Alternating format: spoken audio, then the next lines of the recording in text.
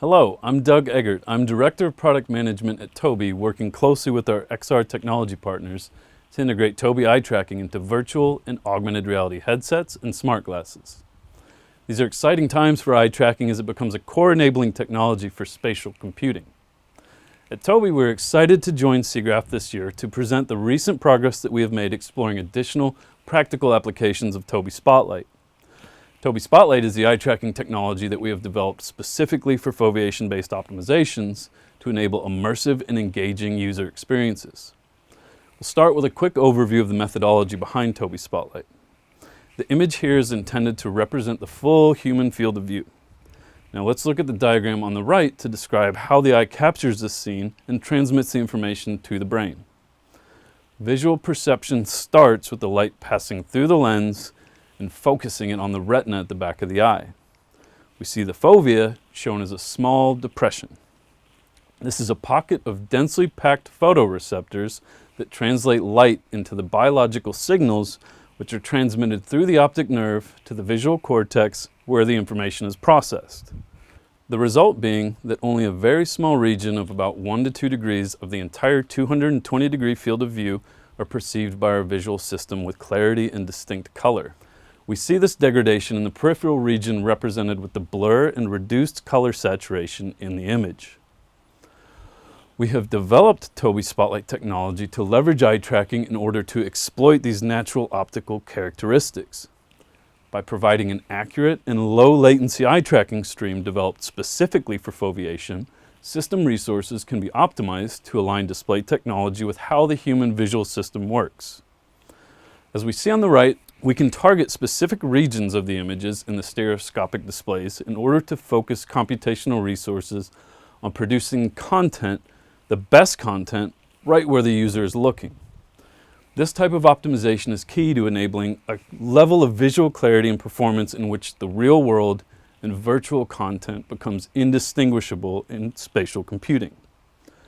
Our proof of concept builds on a similar type of compression that is already being used in VR headsets today. This animation depicts this method of foveation, which we refer to as static foveation. It does not use eye movement specifically, but instead applies head movement to determine a large central region of the field of view in which to preserve the full resolution of the image. Compression of the image can then be applied to the smaller areas in the periphery. This is effective in the current generation of VR headsets with lenses that typically produce blurring in the periphery. The peripheral regions of the display can be rendered in lower resolution without being detectable by the user thanks to these imperfections in the optics. We introduce a method in which we can improve on static foveation while negating some of the potential trade-offs. With eye tracking, the user's gaze is known, and this makes it possible to zero in on a smaller region of interest in which to maintain full clarity in the images. This provides a much larger peripheral region in which compression can be applied without a perceivable degradation in visual quality for the end user.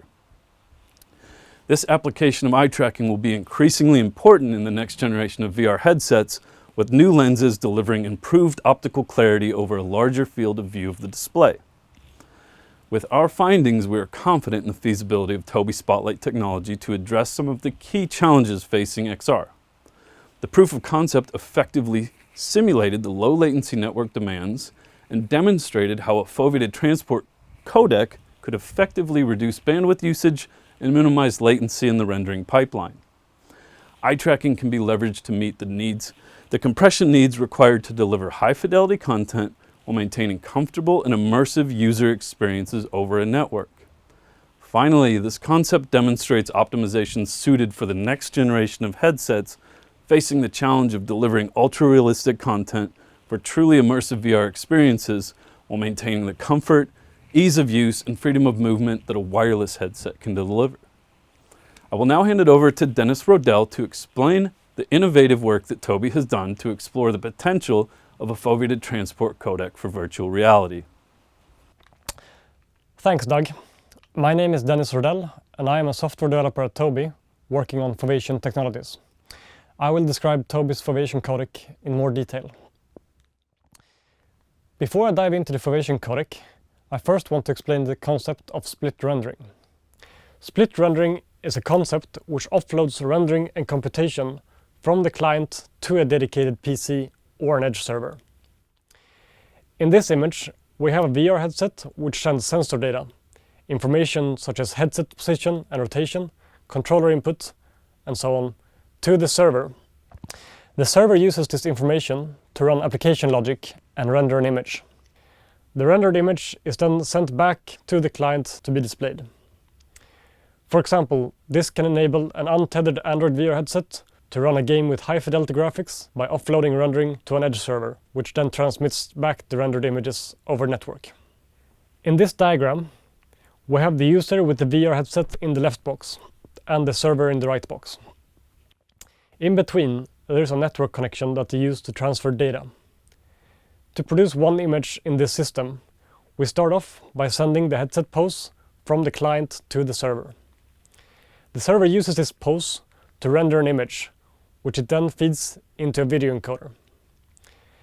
The output from the video encoder is then sent back over the network to the client, where a video decoder decodes the data and produces an image. The image is then reprojected to fit the current headset pose and is then displayed to the user. This is a simplified flow of a split rendering system. It is in this system where we introduce the concept of a Foveation codec, with which we are aiming to decrease the time it takes for the system to perform the steps inside this outlined area. By introducing a codec which leverages information about where the user is looking, we aim to compress the image before it is passed to the video encoder, and by doing so, reduce the time spent encoding and decoding the image, as well as reducing the time it takes to transfer data from server to client. If we then introduce our Foveation codec into this system, we start off on the same point.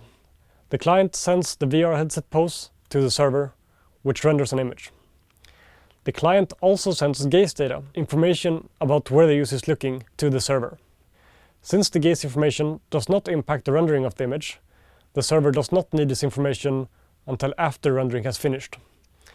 This is in comparison to foveated rendering, which uses the gaze information at the time of rendering. The server uses the gaze information to compress or warp the rendered image, thereby reducing its size before it is being sent to the video encoder. This allows the video encoder to process the image more quickly and also, in turn, produce a smaller output. The output from the encoder is, just as before, sent to the client and decoded. After the image has been decoded, it is being unwarped, meaning it's being restored to its original size. The image is then reprojected to the current headset pose before being displayed to the user. To summarize the Foveation codec, it performs a gaze-based image size reduction before video encoding. This has a few benefits. It decreases the latency for the video encoding and decoding.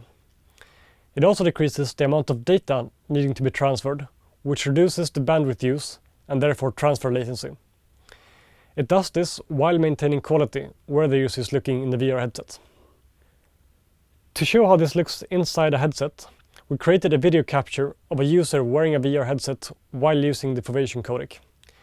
The red box has been added to visualize where the user is looking. When the user looks around, we can see that the parts where the user is looking remain sharp, while other areas appear blurrier. If I then pause the video, we can break it down to the steps which I described previously. On the left, we have the image as rendered on the server, without any compression applied. That image is then compressed or warped, based on where the user is looking, to become the smaller image in the middle. If we zoom into the middle image, we can see that the region where the user is looking appears normal, while the edges appear warped. For example, the blue building on the right has its shape completely warped, and the brown building and skyline to the right of the blue building are barely visible. The Foveation codec compresses the part of the image which lie in the periphery of the user. If you recall what Doug explained earlier, we have high visual acuity in the fovea, which is roughly the size of your thumbnail when looking at it with your arm extended in front of you. Other parts of the eye have lower visual acuity, which is what we leverage when we perform this compression. The center warped image is the one which is being video encoded, transferred over network, and decoded by the client. The client then has the center image, and then has to reconstruct the image to its original size. Using the gaze information and the compressed image, the image can be reconstructed by essentially reversing the compression. The image on the right shows the final reconstructed image, which is displayed to the user.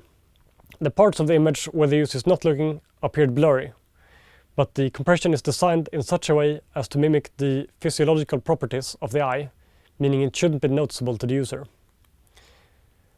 Note here that not all of the image shown is necessarily visible for the user in the headset, due to the fact that the image you see has extra reprojection margins, which are not visible to the user always. These margins are being used to reproject the image to account for head movements which have occurred from the time when the image was rendered. The video was also recorded with a high compression in order to show off the effect. Looking at the video and the images from the last slide, the reconstructed image appeared blurry in the user's periphery. This is partly due to the Foveation codec's compression, but it's also due to additional filtering that is being applied to the resulting image. This filtering is applied on the client when reconstructing the image in order to ensure that the image doesn't exhibit artifacts which may be perceived by the user. If we zoom into a part of the image which lies in the peripheral region of the user, the image appears relatively smooth. By comparing the unfiltered image to the left and the filtered image to the right, we can see that the unfiltered image exhibits more sharp edges, which are being smoothed out by the filter. This is an important step in the codec, because even though the user will never see this in their fovea, the eye is very good at noticing contrast changes and movement in the periphery. Next, I will talk about how we evaluated the Foveation codec and the results from the evaluation.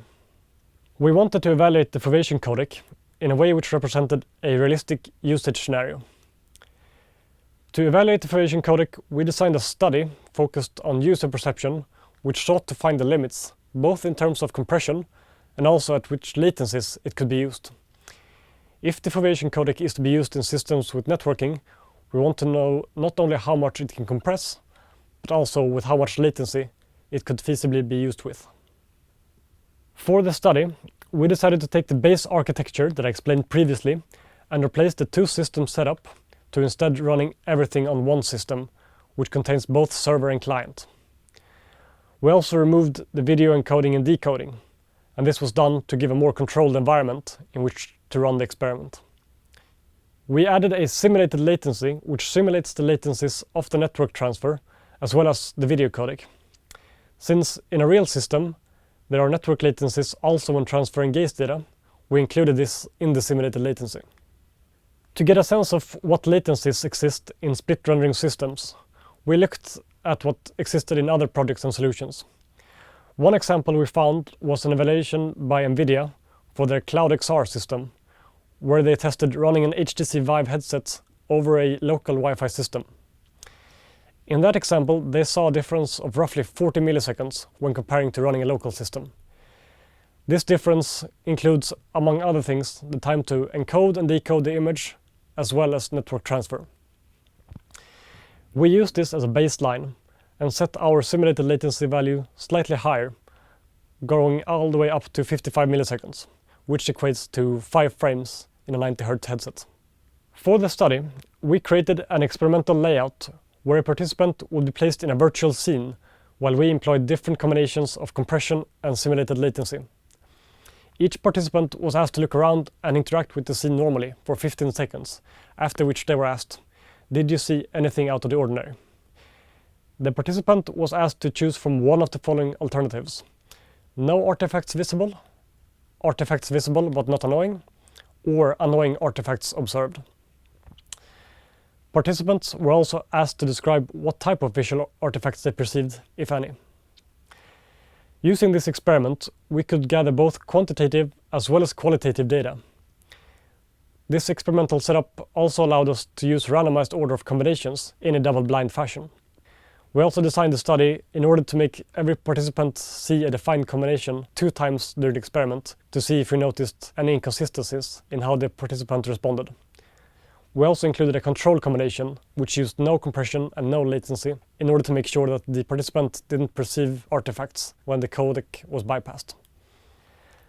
For the study, we used 2 different types of VR headsets, the HTC Vive Pro Eye and the Toby HTC Vive Dev Kit, which is an HTC Vive with retrofitted Toby eye tracking. Both of these headsets have a display refresh rate of 90 Hz and an eye tracker frequency of 120 Hz. We wanted to perform the study using one type of headset, preferably with as high resolution as possible, but due to COVID-19, we were unable to perform tests in person and instead had to run the tests remotely, using whatever equipment participants had available. With the data from the study, we constructed a graph which plots compression ratio on the x-axis and simulated latency on the y-axis. Each point corresponds to one participant seeing one combination of these two. Green means that the participant said that they noticed no artifacts, yellow means they saw artifacts but they were not considered annoying, and red means that the participant observed annoying artifacts. In the bottom left is the control combination at 0 simulated latency and a 1:1 compression ratio. What we can see here is that at low latencies, high compression ratios were possible, but as latency increased, the compression ratio had to drop in order to not be considered annoying for participants. This is due to the Foveation codec requiring relatively low latencies as participants quickly look at different parts of the screen.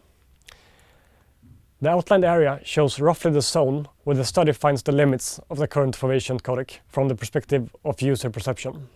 As latency increases, users start noticing the effects of the codec before the system can produce a new image which matches where the user is looking.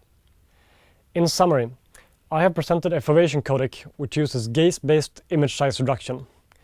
Based on the study we performed, we believe that, depending on the latency of the system, pre-video encoding compression levels of up to 6:1 are feasible and can practically be implemented in current architectures in combination with conventional video codecs such as H.265. We also believe that as field of view and optics improve in VR headsets, this technology will see an increased utility. Lastly, I want to mention that we are working with our innovation partner NVIDIA to explore the potential of this technology. We welcome more partners to join us and use this technology to enable more possibilities in XR in the future. We are very excited to present this emergent technology, and we believe that it can deliver the compression needed to enable delivering high fidelity content for the next generation of VR headsets. If you're interested to hear more about this, feel free to contact us. If you want to learn more about other eye tracking use cases, you can scan the QR code on this slide.